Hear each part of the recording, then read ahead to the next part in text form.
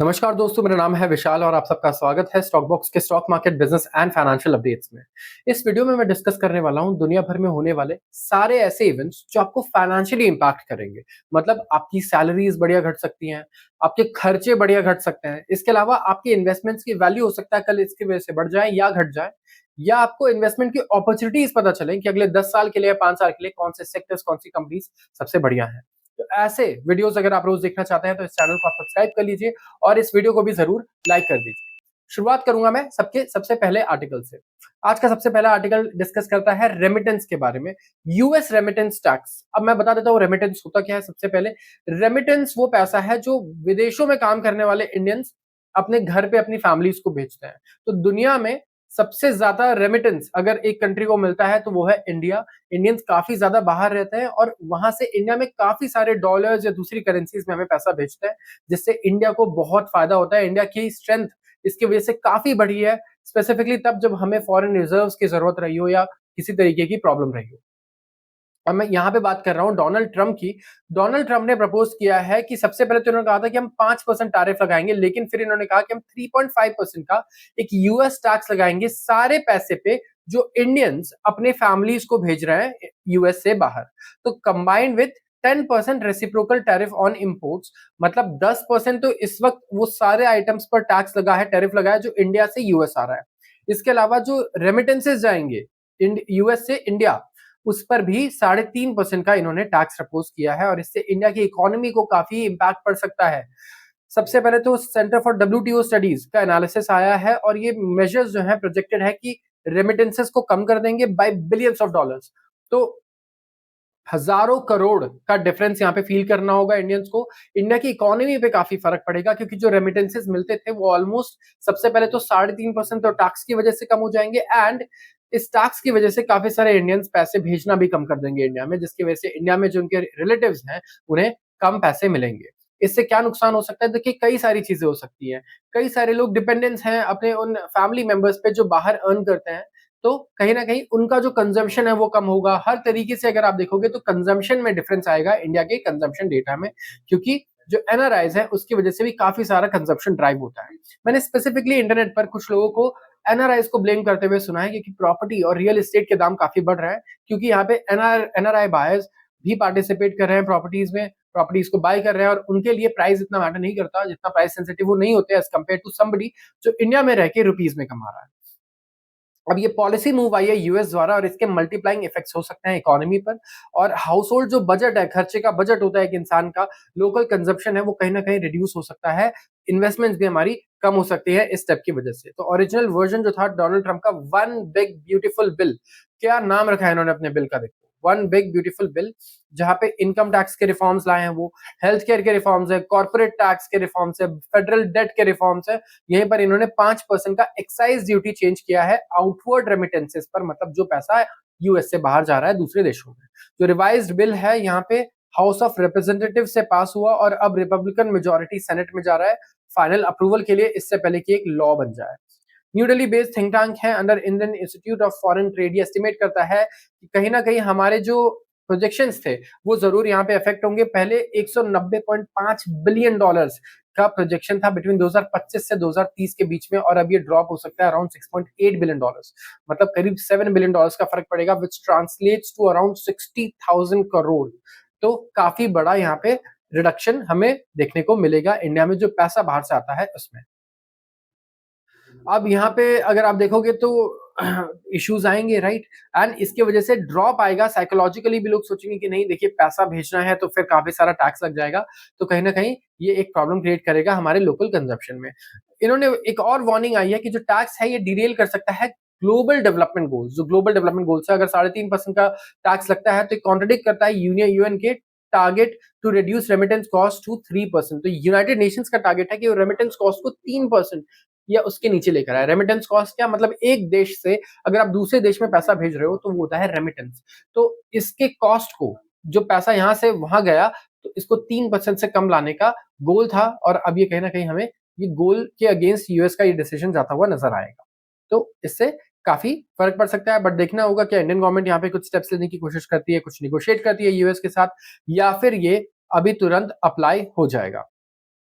बात करते हैं अगले आर्टिकल की, और ये है रेडी फॉर $65 पर barrel crude oil in FY26। यहाँ पे मैं बात करने वाला हूँ रंजीत रथ जी की, और चेयरमैन और मैनेजिंग डायरेक्टर हैं ये। एंड आप ये देखिएगा कि तो यहाँ डिस्कशन हो रहा है ऑयल इंडिया लिमिटेड के साथ, तो OIL के CMD है ऑयल इंडिया लिमिटेड। और यहाँ पे हम बात कर रहे हैं क्रूड ऑयल के प्राइसेस की। क्रूड ऑयल के प्राइस आपको कैसे इंपैक्ट करता है? सबसे पहले तो महंगाई दर, अगर क्रूड ऑयल सस्ता होता है, तेल के दाम अगर घटते हैं तो इससे महंगाई घटती है। दूसरा बेनिफिट क्या होता है? अगर महंगाई घटती है तो उससे RBI लोन्स के रेट भी सस्ते कर सकता है और जल्दी, राइट? तो हमारा डेट कॉस्ट भी सस्ता हो जाएगा और हमारी कंपनीज की प्रॉफिटेबिलिटी बढ़ती है। सबसे पहले तो RBI के थ्रू बढ़ती है जब वो रेट कट करता है, और दूसरा कंपनीज मैन्युफैक्चरिंग में क्रूड ऑयल का बहुत एक्सटेंसिव यूज करती हैं। कुछ तो इंडस्ट्रीज ऐसी हैं जो विदाउट क्रूड ऑयल सर्वाइव ही नहीं कर सकती, और मैं 90% इंडस्ट्रीज की बात कर रहा हूँ। अब जिस भी कमरे में बैठे हैं इस वक्त और ये वीडियो देख रहे हैं, आप दीवारों को देखिए, पेंट्स में क्रूड ऑयल यूज हुआ है। आपने अगर कपड़े पहने हैं तो उसमें क्रूड ऑयल का यूज हुआ है। आप जितनी भी चीजें यूज कर रहे हैं 90% का चीजों में क्रूड ऑयल का इन्वॉल्वमेंट है। तो ये हर तरीके से आपकी लाइफ को इम्पैक्ट करता है। और दूसरा, इंडिया का ऑयल इंपोर्ट बिल ही सबसे बड़ा डॉलर बिल होता है, जिसकी वजह से हमें काफी प्रॉब्लम फेस करनी पड़ती है। तो कहीं ना कहीं ये बिल भी कम होगा, तो इंडिया को भी काफी बेनिफिट होगा इससे। हमारे फॉरेन करेंसी रिजर्व्स पे भी ज्यादा स्ट्रेन नहीं आएगा। अब इनका क्या कहना है ये जानते हैं। सबसे पहले सिंप्लीफाई मैं कर दूंगा आपके लिए, तो बिल्कुल भी कॉम्प्लिकेटेड आपको नहीं लगेगा। इनका कहना है कि हमें पता है कि उतार चढ़ाव चलते रहेंगे क्रूड ऑयल के दाम में, वॉलेटिलिटी चलती रहेगी, लेकिन लॉन्ग टर्म बेसिस पे हम प्रिपेयर्ड हैं कि क्रूड ऑयल $65 पर बैरल आएगा। एक बैरल जो होता है वो एक ब्लैक कलर का ऐसा ड्रम होता है जिसमें हम क्रूड ऑयल रखते हैं, और क्रूड ऑयल यहाँ से प्रोसेस होकर के बनता है पेट्रोल, पेट्रोल बनता है, इसके अलावा डीजल बनता है, इसके अलावा केरोसिन बनता है और दूसरे और पेट्रोकेमिकल्स भी बनता है। तो ये प्रोसेसिंग की जाती है क्रूड ऑयल की, और एक क्रूड ऑयल का जो बैरल है ये $65 पर बैरल एक्सपेक्ट कर रहे हैं CMD ऑयल इंडिया लिमिटेड के। अब इनका कहना है कि ऑयल इंडिया के क्या प्लान है, क्या हम एक्सप्लोरेशन करने वाले हैं 9 ब्लॉक्स में जो हमने लेटेस्ट राउंड में बिड किए थे। तो 40,000 स्क्वायर किलोमीटर एरिया है जिसे ऑयल इंडिया इंडिया लिमिटेड ने जीता है एक टेंडर में। एंड यहाँ पर ये एक्सप्लोर करेंगे कि क्या हमारे पास ऑयल रिजर्व्स हैं। एंड 5 ब्लॉक्स हैं इनके पास ऑलरेडी। तो अगर आप देखोगे ऑयल इंडिया लिमिटेड की मैं बात करूं तो इनका अभी क्वार्टरली रिजल्ट आया जो अच्छा नहीं आया, और इसका एक मेन कारण ये था कि ऑयल प्राइसेस काफी तेजी से नीचे चले गए। इनका काम है ऑयल एक्सप्लोरेशन का, तो ऑफ कोर्स इंडिया चाहता है कि वो ऑयल एक्सप्लोर करे इंडियन टेरिटोरियल वाटर्स में या फिर कहीं और, जहां पे हम अच्छे रिजर्व्स ढूंढ पाए, जिसे प्रॉफिटेबली हम माइन कर पाए, एक्सप्लोर कर पाए, और हो सकता है अपने लिए यूज कर पाए। तो ये एक बहुत बड़ी समस्या है हमारे लिए कि हमारे पास ऑयल रिजर्व्स नहीं है, और बहुत इंपॉर्टेंट है कि हम ऑयल रिजर्व्स के को एक्सप्लोर करते रहें, क्योंकि ये बहुत ही प्रेशियस एनर्जी है हम सबके लिए। अब मैं बात करूंगा कंपनी के और टारगेट्स की, तो इनका 4 मिलियन मेट्रिक टन का क्रूड ऑयल प्रोडक्शन का टारगेट था FY25 में, लेकिन आउटपुट अभी सिर्फ 3.5 ही है। तो क्या हो सकता है? तो क्या इंडिया में क्या ऑयल की डिमांड कमी है या कुछ ऑपरेशनल चैलेंजेस है? तो ड्रिलिंग ये कह रहे हैं कि वो और डीप कर रहे हैं और नियर फील्ड एक्सप्लोरेशन कर रहे हैं और आइडेंटिफाई कर रहे हैं एडिशनल प्रोस्पेक्ट्स जो और पोटेंशियल बेयर कर सकते हैं। 40 से ज्यादा इन्होंने जियोलॉजिकल स्टडीज की हैं और 90 सच ड्रिलेबल प्रोस्पेक्ट्स को आइडेंटिफाई भी किया है। तो यहाँ पे एनुअल वेल ड्रिलिंग टारगेट की अगर बात करें तो इन्होंने करीब टारगेट था 70 वेल्स का, कि 70 वेल्स को ड्रिल करेंगे, लेकिन कंस्ट्रेंट्स की वजह से सिर्फ 59 वेल्स को ही ड्रिल कर पाए हैं, और 10 ऐसे वेल्स जो थे वो वेरियस स्टेजेस पे थे FY25 में। तो इन्होंने ड्रिल किया है डीपर वेल्स को एंड टेस्ट किया है और ज्यादा सैंड। तो ओवरऑल आप देख रहे हो कि $65 पर बैरल ये एक्सपेक्ट कर रहे हैं प्राइसेस को, और खुद भी कोशिश कर रहे हैं कि ज्यादा से ज्यादा ऑयल ये एक्सप्लोर करें और ड्रिल करने की कोशिश करें। ऑल्दो आप ये देखो कि इंडिया लिथियम पर फोकस कर रहा है, रिन्यूएबल एनर्जी पर फोकस कर रहा है, लेकिन जो कन्वेंशनल मेथड्स हैं अभी भी ऑयल के या कोल बेस्ड मेथड्स हैं, वहां से भी हमारा फोकस हटा नहीं है। वहां पे भी हम इन्वेस्टमेंट्स कर रहे हैं, वहां पे भी आप देखिए कि हमारी कोशिश पूरी जारी है कि हम डाइवर्सिफाई करें, ना कि किसी एक ही एनर्जी सोर्स पे पूरी तरीके से डिपेंड करना शुरू कर दें। अब बात करूंगा मैं एक नए यूनिकॉर्न की। जितने भी लोग शेयर बाजार में, उन्होंने धन का नाम सुना होगा। धन एक ब्रोकर फर्म है, काफी अच्छा ऐप है इनका। तो $200 मिलियन फंड रेज करके ये बन सकते हैं एक नया यूनिकॉर्न। यूनिकॉर्न कौन से स्टार्टअप्स होते हैं? ये वो स्टार्टअप्स हैं जो $1 बिलियन से ज्यादा की वैल्यूएशन पर पैसा रेज कर चुके हैं। तो इनकी वैल्यू $1 बिलियन से ज्यादा है। ऑनलाइन स्टॉक ट्रेडिंग और इन्वेस्टमेंट प्लेटफॉर्म है धन, और ये 190 से $200 मिलियन का राउंड क्लोज कर रहा है। मतलब $200 मिलियन आप सोचिए करीब 17 से 18 हजार करोड़ का राउंड क्लोज करेंगे ये। एंड यहाँ पर Chrys Capital and Alpha Wave among more most prolific foreign investors हैं जो इसमें पैसा लगा रहे हैं। जापानीज एंड मित्सुबिशी ने भी यहाँ पे इन्वेस्ट करने की बात की है और भारतीय ग्रुप चेयरमैन सुनील मित्तल भी यहाँ पे फंडिंग को ज्वाइन करना चाहते हैं और ड्रीम 11 के एग्जिस्टिंग इन्वेस्टर है हर्ष जैन, वो भी इसमें पैसा लगाएंगे। तो इन्वेस्टर्स यहाँ पे कैश इन करना चाहते हैं क्योंकि आप ये देखिए कि जितने भी इंडिया में ब्रोकर्स हैं वहां पे यंग क्राउड काफी ज्यादा आ रहा है, यंग पार्टिसिपेंट्स काफी फोकस कर रहे हैं, नए डीमैट अकाउंट्स खुल रहे हैं। करीब 19.2 crore demat accounts already open हो चुके हैं और पिछले 5 साल पहले अगर आप देखोगे तो ये सिर्फ 3.5-4 करोड़ के आसपास थे। तो 4 करोड़ से 19.5 करोड़, आप ये देखिए कि हमने सिर्फ 4 से 5 साल में कर लिया और आगे 2030 तक हो सकता है कि ये 30 से 35 करोड़ डीमैट अकाउंट्स के नंबर हमें नजर आने लगे। तो ब्रोकिंग एक ऐसा बिजनेस है जो बड़ी तेजी से बढ़ रहा है और इसीलिए इन्वेस्टर्स यहाँ पे काफी इन्वेस्टेड है। अभी देखिए कि वेंचर कैपिटल द्वारा बैक काफी सारे ऐसे ब्रोकर्स हैं जो कोविड के बाद आए हैं, चाहे मैं ग्रो की बात करूं, चाहे मैं धन की बात करूं, चाहे मैं अपस्टॉक्स की बात करूं, और ऐसे कई सारे और ब्रोकर्स यहाँ पर हैं। तो 1.1 बिलियन डॉलर का वैल्यूएशन यहाँ पे हमें नजर आ रहा है, तो धन बन सकता है एक नया यूनिकॉर्न। बात करूंगा अगले आर्टिकल की, pay later offerings when as fintechs pivot to EMI loans and consumer credit.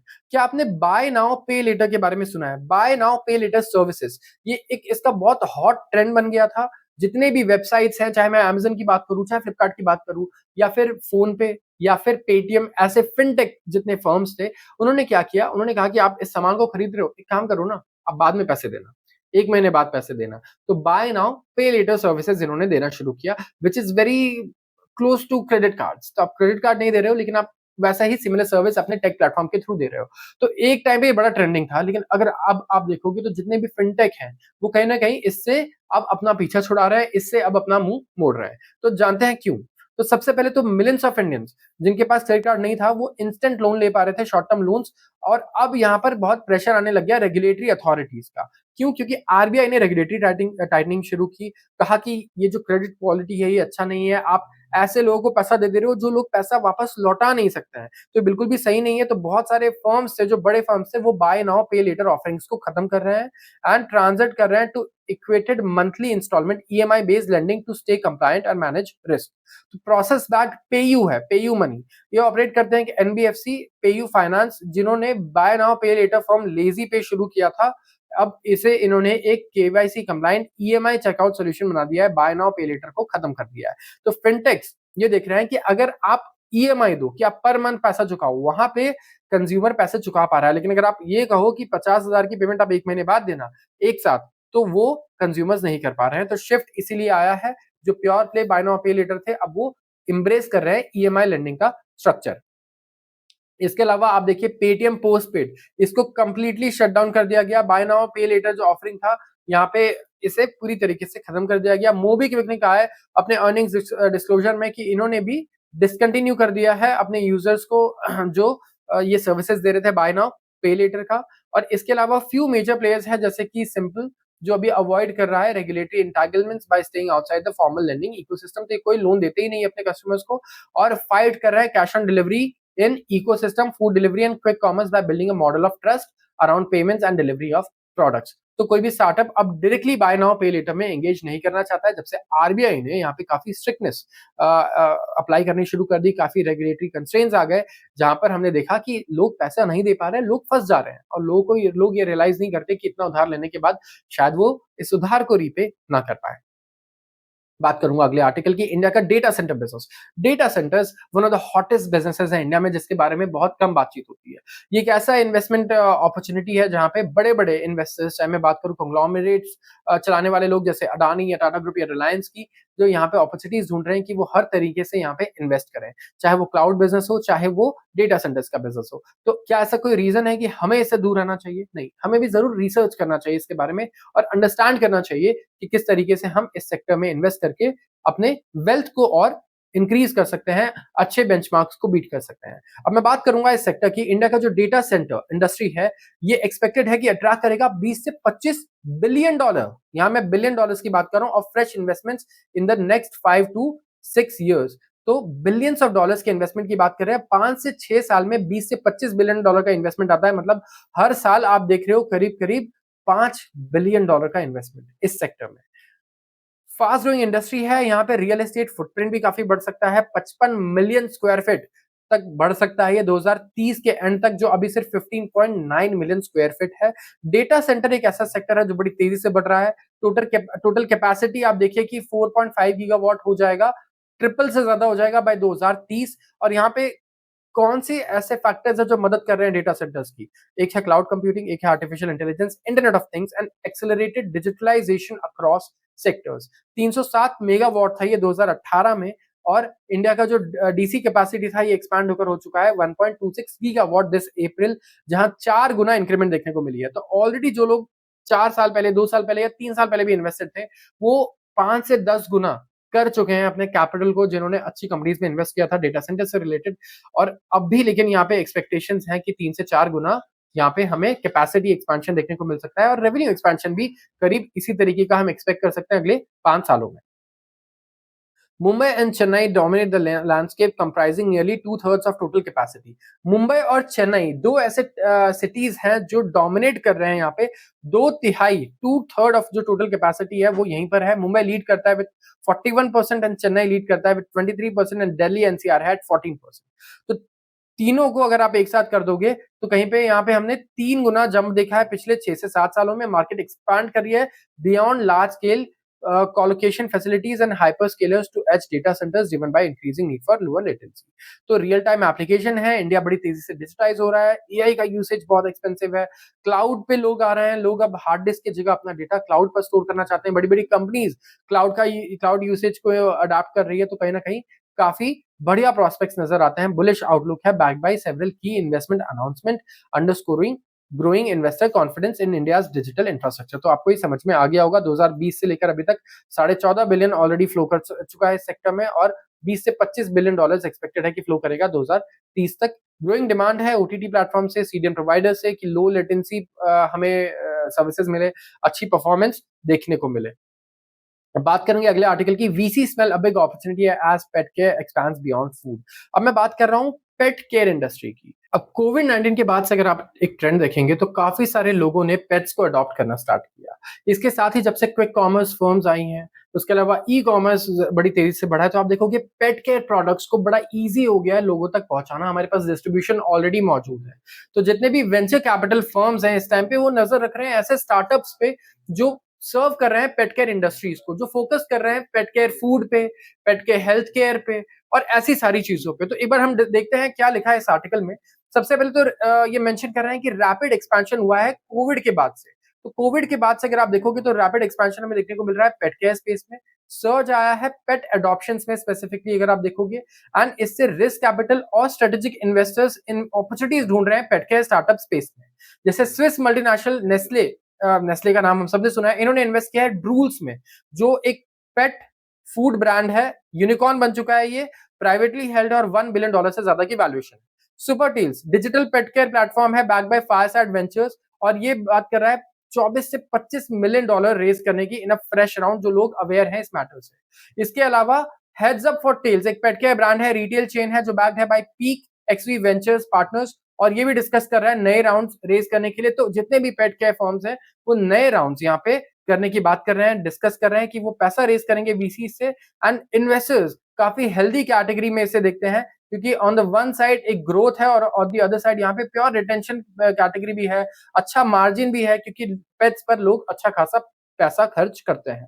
अब पेट केयर मार्केट अगर आप देखोगे तो इसका वैल्यूएशन है $3.5 बिलियन, और ये 2028 तक डबल हो सकता है, 7.75 हो सकता है। तो 3.5 से ये हो जाएगा कितना, $7.75 बिलियन तक का वैल्यूएशन यहाँ पर हमें देखने को मिल सकता है। तो काफी अच्छी अपॉर्चुनिटीज यहाँ पे देख रहे हैं वीसी फर्म्स। लिस्टेड कंपनीज में क्या ऐसी कोई कंपनी है जो इन्वेस्ट कर रही है ऐसे सेक्टर्स में, या फिर कोई ऐसी लिस्टेड कंपनी है जो पेट केयर प्रोडक्ट्स बनाती है या डिस्ट्रीब्यूट करती है?